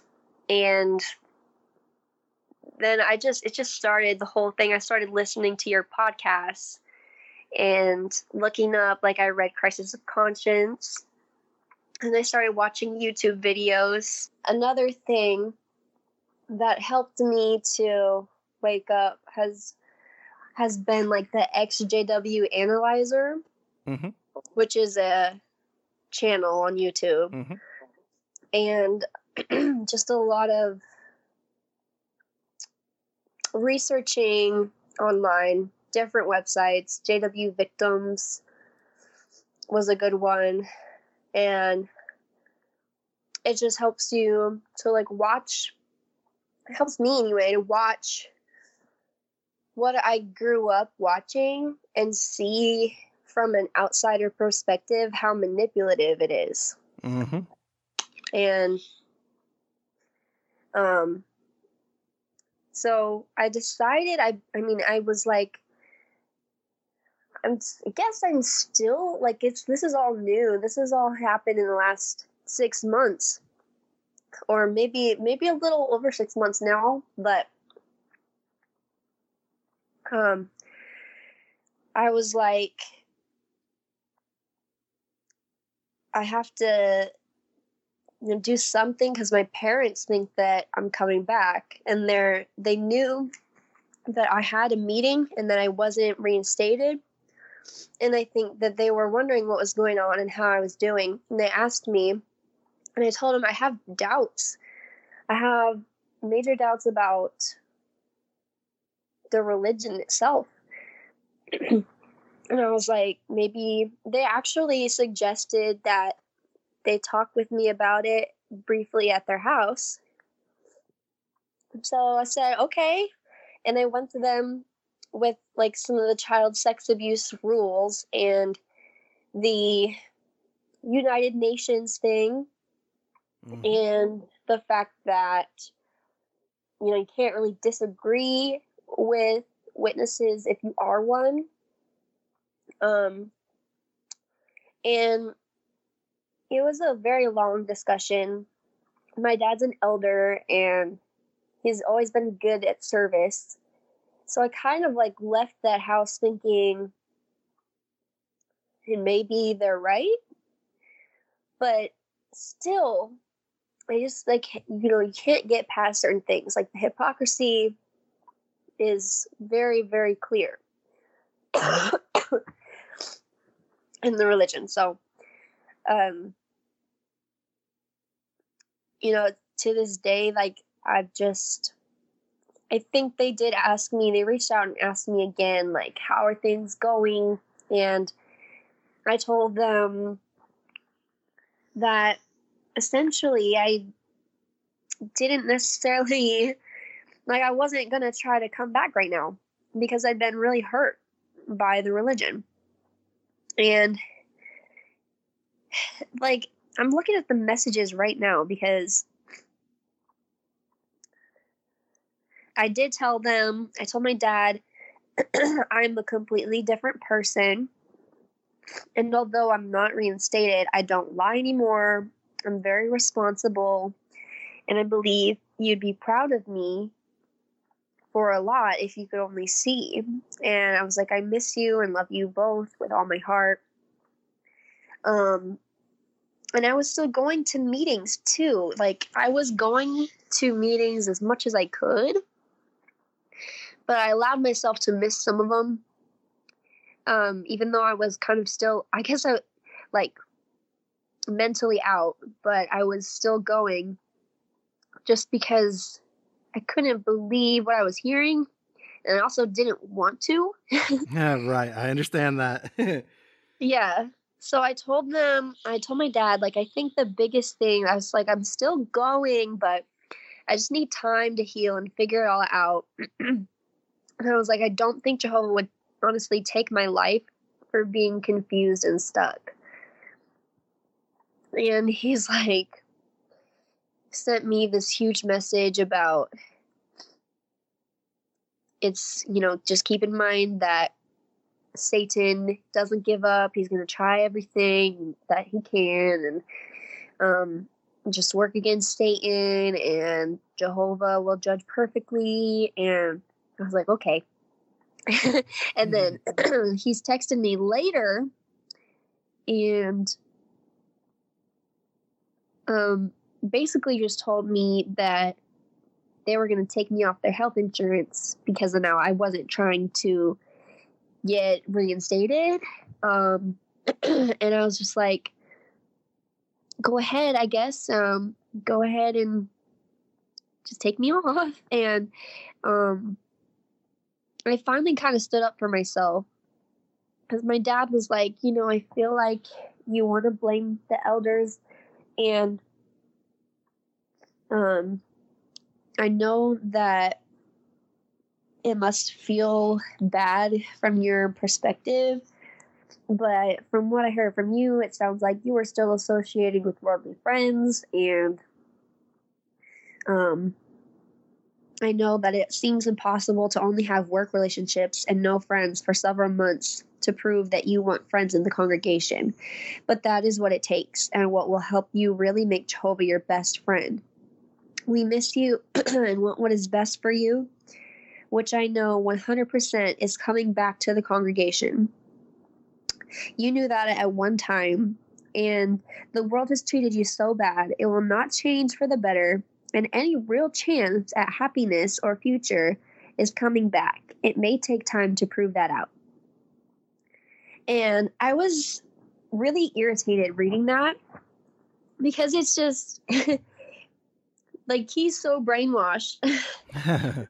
And I stood up for myself, and for the first time, I was just like, honestly, I didn't have worldly friends. The entire thing was one person, and it was like a manipulated type of situation. I ended up drinking once, and that person was cut off, and explained a little more. And I said, it's not a story that I want to justify anymore.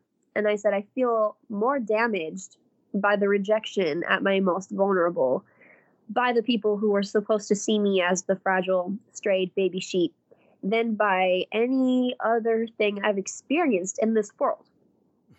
And I said, I had ample reasons and proof of my sincerity, and my current doubts also come from a place of sincerity. And I said, I know you're trying to do the right thing by taking me off the insurance if I don't get reinstated, so I'll just let it go without saying anything more towards that matter. I'm sorry I couldn't talk more today. I love you both very much. And one thing they always end the conversation, if we do talk, they always say, we're here with open arms. But they're not. No, they're not. The prodigal son didn't have to wait 6 months to a year and write multiple letters of reinstatement. He came home, and he wasn't even repentant. He just showed up because he was dead ass broke. Yeah. There's no correlation. This is made up, man-made, awful things by a controlling group. That's all it is. Yeah, and you can really see how much they've got to them, because my dad said himself, there's just no hope for happiness or any type of life if you're not in the witnesses. I'm just thinking, I'm going to show you. Like, I'm eventually going to have a child probably, and you're not going to be allowed to be alone with that child. Yep. And that's just what I've decided. You can see him or her, whatever, but I'm going to be there too. You're not going to indoctrinate my kid. And, I'm going to be happy. I'm hopefully going to be happy and have a family of my own and move on. And they're going to be wrong, and they're just sitting over there missing out on everything. And it's so sad. Yeah, they're wrong. They're going to sit over there and miss out on everything, but they're going to convince themselves that they're right and that they have it all, even though, they're missing out on their daughter and their daughter's life, and it's just ridiculous. Yep, I agree. And it's a shame that really what they miss out on is the best of us. Because I'm a far better person today than I ever was as one of Jehovah's Witnesses. I'm far happier. I have so much to give and so much to share that I never had as one of Jehovah's Witnesses. I'm just a more well-rounded human being with perspective. And my parents, well, my dad's dead now, so it doesn't matter. But my mom, whatever. But my mom, she won't get to see me because, again, the double life was the J-dub life. And, she doesn't want to see me as me. She wants to see me as one of Jehovah's Witnesses, a reflection of her, which is what our parents get into. They want to see us be a reflection of them, and that's just not fair. Yeah, and I still think my dad thinks that I'm not a good person because I'm not reinstated. But like I've been trying to tell them is I am not a liar anymore. I don't have to do anything. And for the longest time, I was not doing anything that could be, even judicial. Even though it didn't matter, I was being as perfect as I could. And they missed that whole time. And it's funny because they would have been the proudest of me during that time. And they still couldn't talk to me. So it's crazy. Like, they just don't know me at all. I'm a stranger. Yeah. They're strangers to me, kind of. Yeah, it's true. And, I can tell you now that the people listening will be proud of you for your, growing and getting past this thing.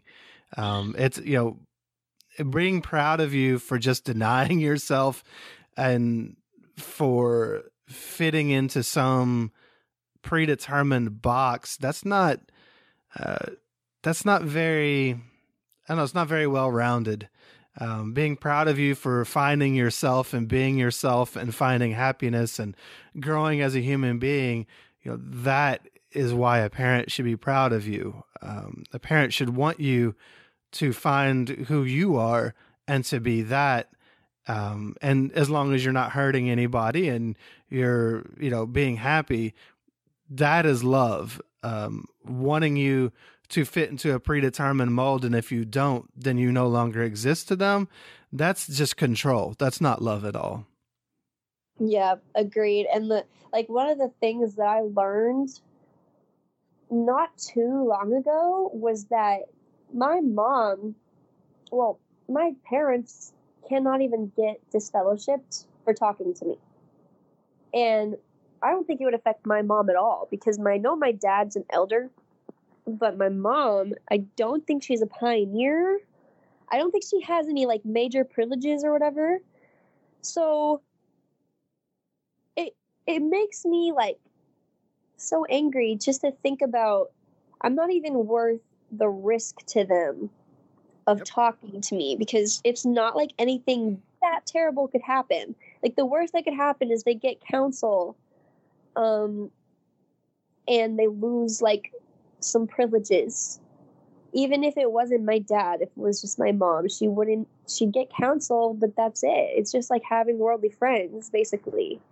And, she can talk to her grandma all the time. Or, my grandma all the time, her mom.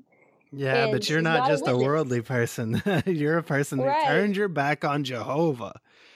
Right, which she has seen my fridge and the pictures of everything that I've put up, which is the best way I can show people. I showed her, and it's I'm not making this up, I'm not faking it. This was legit in my heart. So somehow she can't talk to me when I'm super obviously repentant and obsessed with Jehovah, but she can still talk to my Catholic grandma. Yep. And it doesn't make any sense. Yeah, and you bring up a very good point that's not talked about a lot. And so it's the matter of choice in all of this. Yes. I will say, for a lot of, there is undue influence at work here. You have people who have been brainwashed. And so, again, how much choice do they really have? Okay, just like getting baptized at an early age, how much choice did you really have when that was the only choice you were given? And for Jehovah's Witnesses, really the only choice they're given is to shun those people who are supposed to be shunned.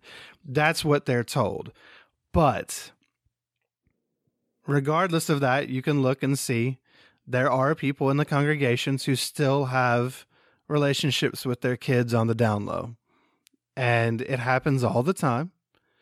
And so it's very difficult to know what it's a very difficult subject because You can't know how much a person is just not even thinking about there being a choice and just going along with a thing, and how much they can actually reason on a thing and come to a conclusion. It's a very difficult thing in the end.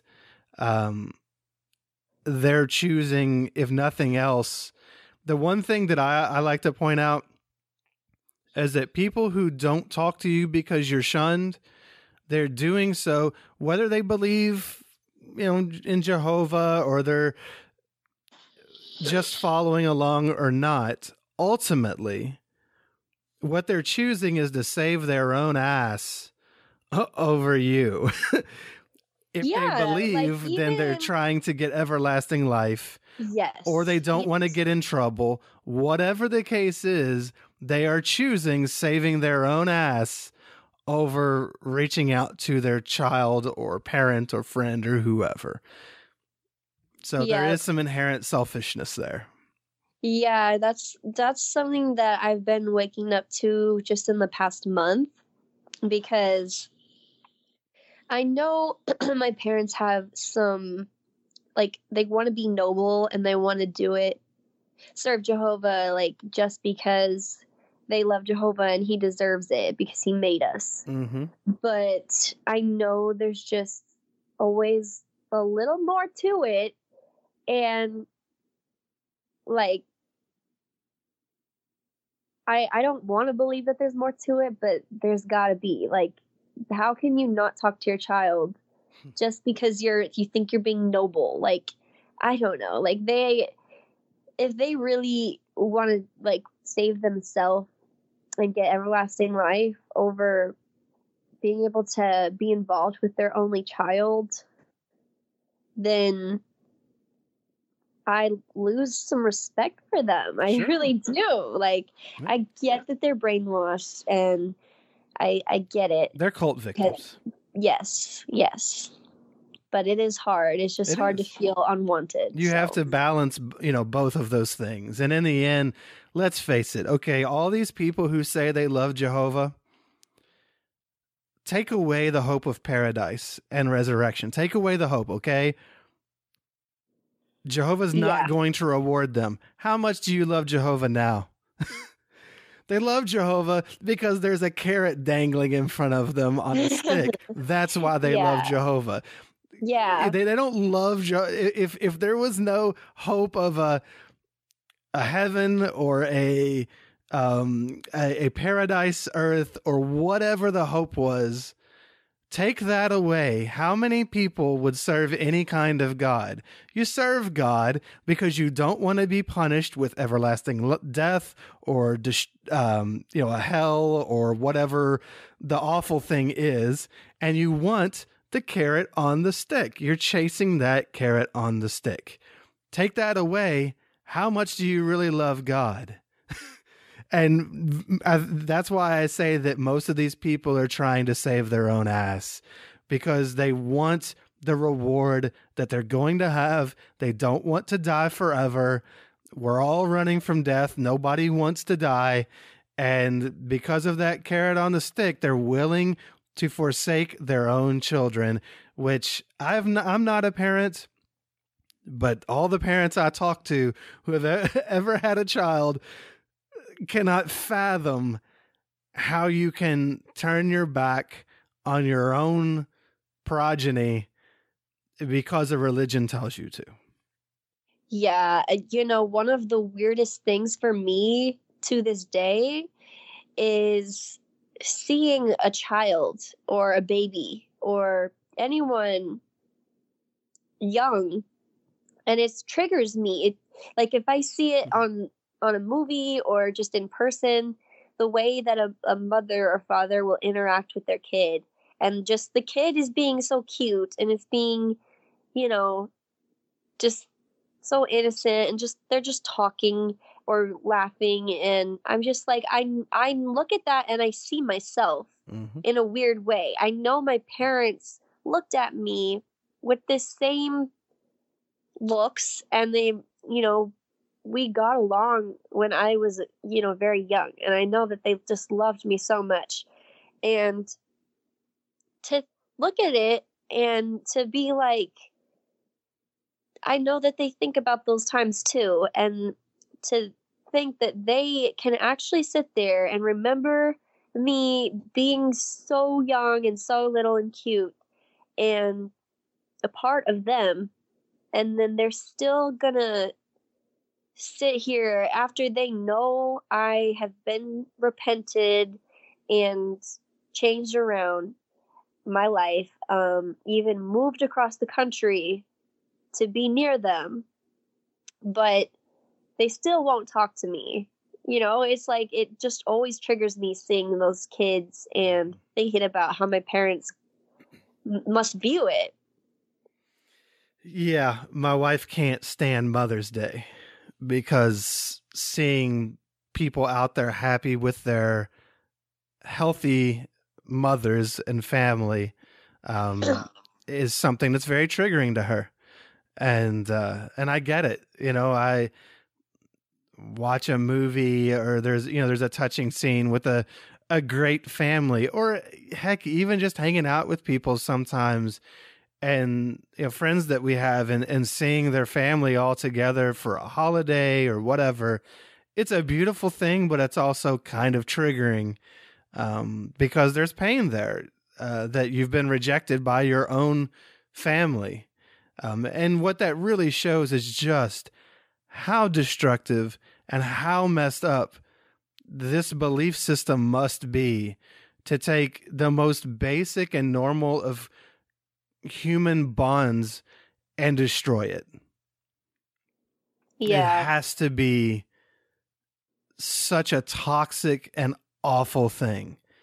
And if you think that there's well, I mean, it is reflective of their God. Jehovah is a God of war that kills people indiscriminately in the Bible at will all the time. Just so much death at God's hands in the Bible, and killing, the children right along with the parents in the flood. And, when Armageddon comes, he's going to kill all the kids because their parents weren't believers. And, when you think about that stuff, you start to see that, really they are a reflection of the God they serve.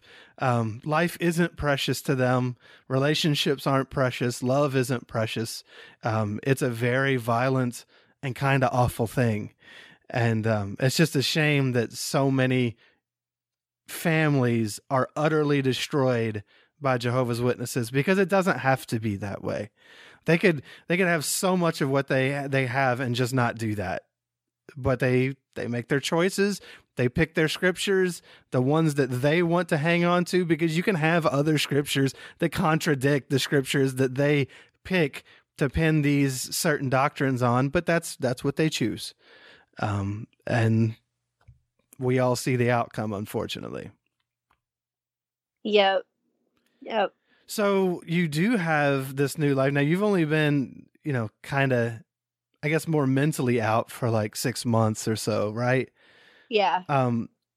In the 6 months that you've been trying to grapple with this, and I know it's difficult, it's not easy to battle the cognitive dissonance, the feelings that you have when you're kind of torn between two worlds. Have you found anything particularly good in your new life, or do you at least have something that you're looking forward to? Yeah. Or is it too fresh? And I get that too. No. Like it definitely is. Because I've learned, like, one of the biggest things I've learned is to appreciate the little things. So I lived by myself for the longest time, and I'm finally actually in a relationship, and I'm living with somebody for the first time. And so that's been exciting. And I have a dog, and I'm able to go out, and I went to like my first Halloween party not too long ago. And things are okay. Like, life is still hard, especially from time to time. But what I have found is that I really enjoy, like, analyzing what I used to believe was the truth, because I find that it helps me rather than trying to avoid the subject and eventually I always break down crying, like after a month of trying to not think about it. If I think about it like every day or two, and I like watch a little video or listen to Shunned or look something up, I'm getting to that point where I'm not so sensitive anymore, and I can look up like scriptures and prove to myself that it's not true, that there's just so much hypocrisy, like with what's pagan and what isn't, but still what's allowed, because wedding rings are pagan, and just an example. Neckties. And yeah, so stuff like that, like it still triggers kind of like a home feeling for me, because I was always studying stuff growing up, like my whole life. Yes, nostalgic. So I'm still studying, but in a way that is actually still going to better myself, not, re-indoctrinate myself. And I know that I know the savior complex, or you feel like you can help your family when you get out because you feel like you've always been able to help people save their life. But I know you have to come to terms, and I have for the most part, knowing I'm not going to just be able to reach in and save my parents. But I don't think I'm done talking to them, because I'm still at this point in my journey where I'm getting together my thoughts, and I'm gathering my thoughts. And a while ago, when I was still trying to get reinstated for the first time, I bought these books that were like fill in the blank of what you love and what you're looking forward to about each of them. So I filled out those books, and they were like, they're just gifts waiting to be given. And I'm not going to just not give it to them. I plan on waiting and until I can properly word and put together all my thoughts in a respectful way, and maybe get through to them somehow, even if they don't talk to me. Then they'll continue to shun me, but I'll say my piece, and I'll be able to give them those books.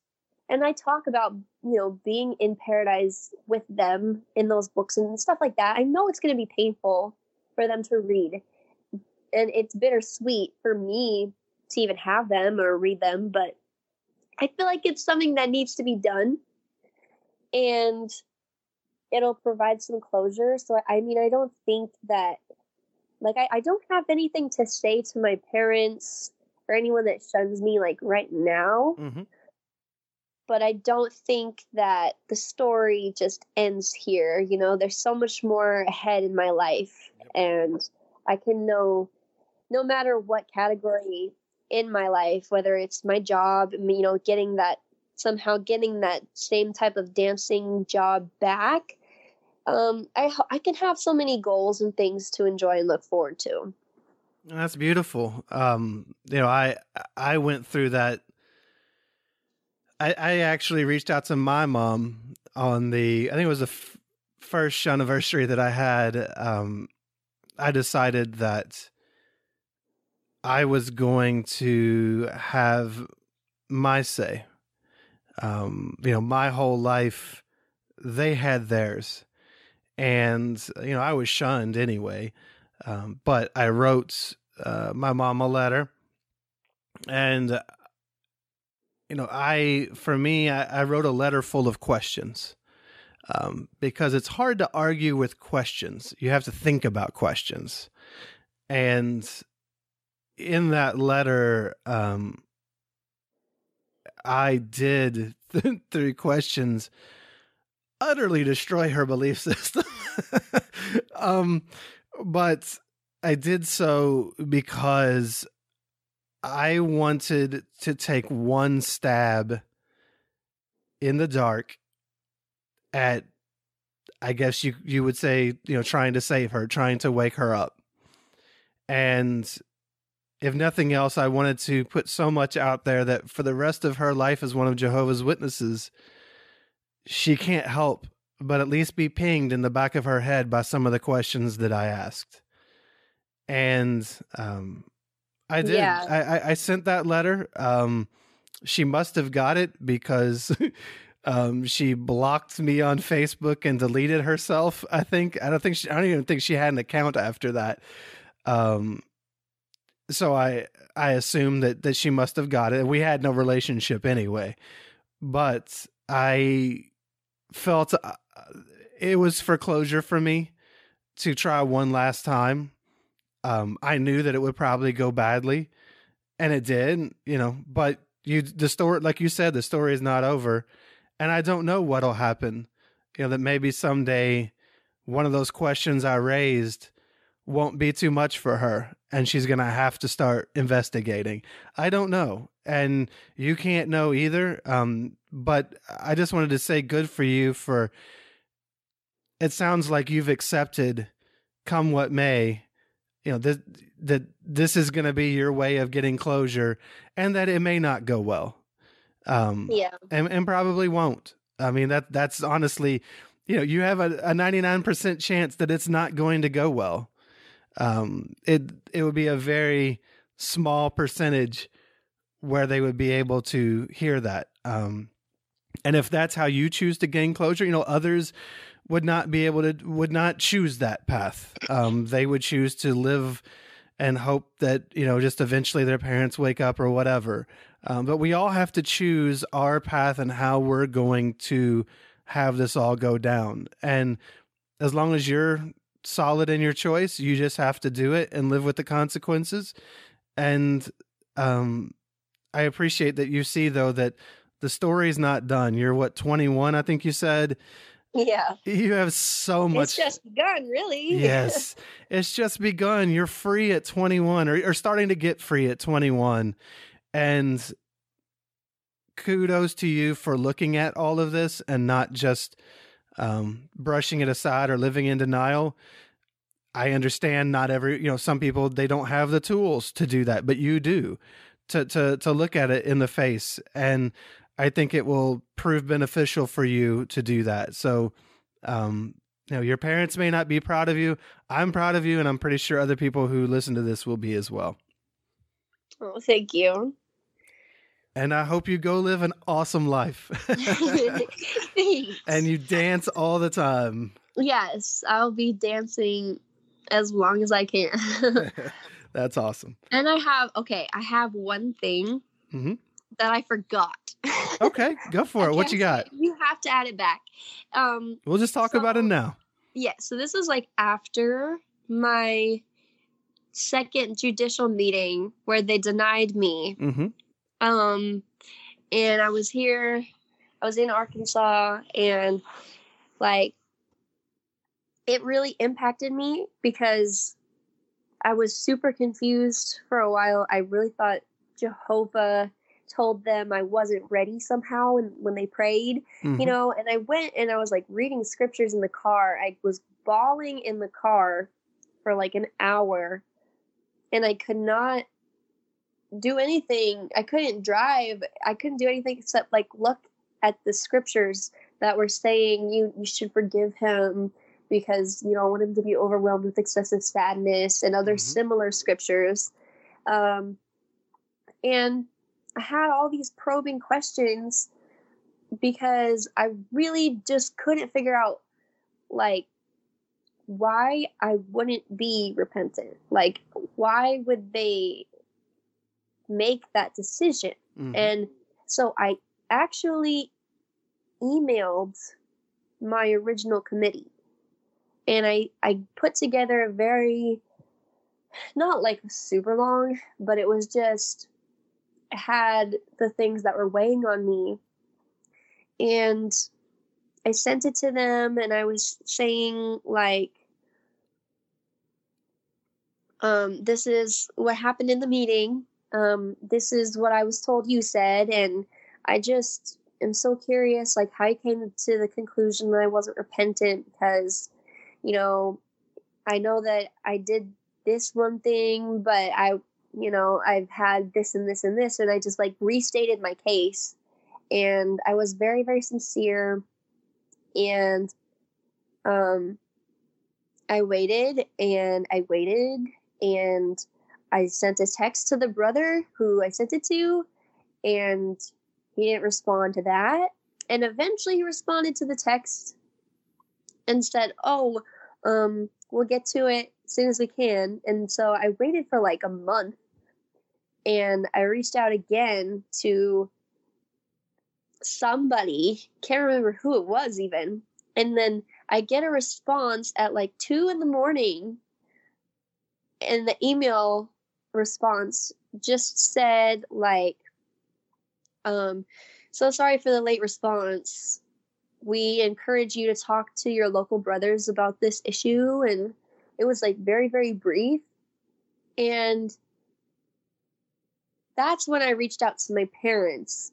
And that's when I told them a little bit about like I was trying, and, you know, I have these doubts now because I was trying to get something from the elders. I remember I tried, like, when I was dealing with this guy who was like trying to get to know me, and I was saying no, like I need to get reinstated. I felt spiritually weak, even though I was still doing everything I was supposed to. So I was like trying to get the elders to like just give me some type of like shepherding.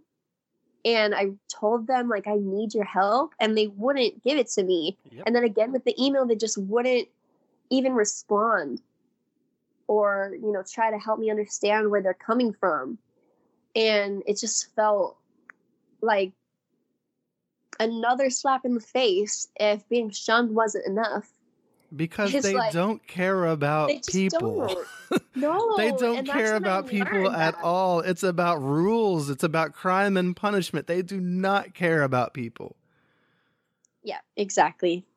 Nope. So that's what I had to put in. Yeah. About that. That's a big part. Though. No, that's a good point. I mean, and honestly, it's like, you know, they go out in field service. They care about placements and they care about hours, and that's what's checked up on. They don't really care about the people at the doors. I mean, not really. It's not about the people they're supposed to be witnessing to. It's about going out in field service is about self-indoctrination. It's about because it's wholly ineffective. Very little fruitage comes from it. Their growth is from third world countries and from or from foreign populations that move into first world nations, and from within. That's where their growth's from. It's not because they go out in service and bring in all these people. That's just busy work to keep you feeling like you're doing something so that you feel like you're saving the world. That's all it is at this point. Yeah, I guess it helps you build your faith as the publisher. So that's why they sit at carts now. They sit at carts so that the psychology of that is so that you and your partner sit at this cart in a public area. You feel different from all the people around you, but you have your buddy, you have your partner at that cart. And so it just ramps up the feeling of we're different than them, but we're also kind of badasses together. We're doing this thing. So it kind of builds community with you and your partner at a cart, and it kind of psychologically sets you apart from all the masses around you. It's a very interesting thing. But you know, they're not saving a bunch of lives off those carts. That is really interesting. I've never thought about the psychology behind that. Yep. But I've done cart witnessing, and that is how it feels. Yep. That's what it is. Yep. It's just, it's all that stuff that they have you do. It's to keep you in. It's not to get other people in. It's to keep you in. Yeah, for sure. Yep. And like, they don't want you going to learn at different universities and stuff. Oh, no. Because you'll learn how to think differently. It's not even about you can't be a witness if you have this job, a better job. It's not even about that. It's just the thinking of being able to be smart enough to see through some bullshit. Yeah. And honestly, it's not even a matter of intelligence. It's just understanding critical thinking skills. Right. And if you're never exposed to them, you don't have them. But college, could you imagine one of Jehovah's Witnesses taking a philosophy class?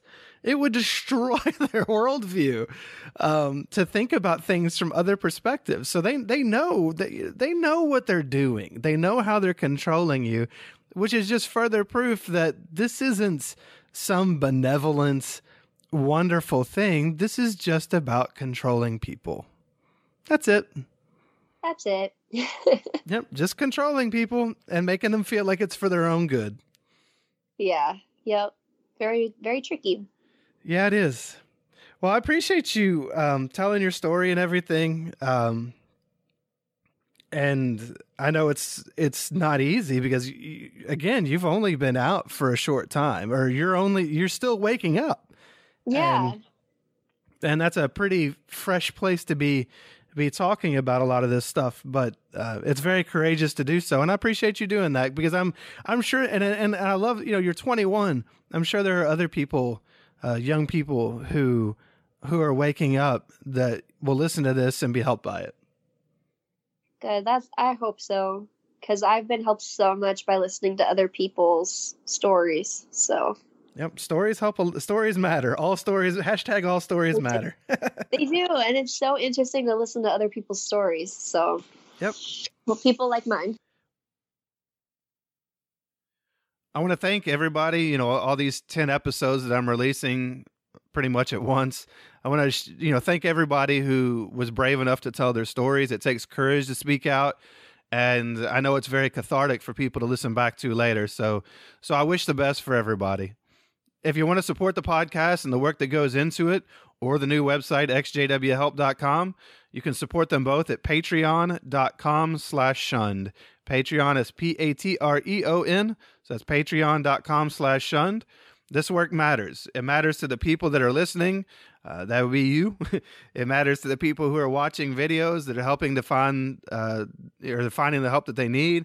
It matters to the people that get to participate and hear their stories being told in their own voice, or that sometimes reconnect with other people from their past through their episodes, or even, you reach out to these people and leave a comment of encouragement to them. And that matters.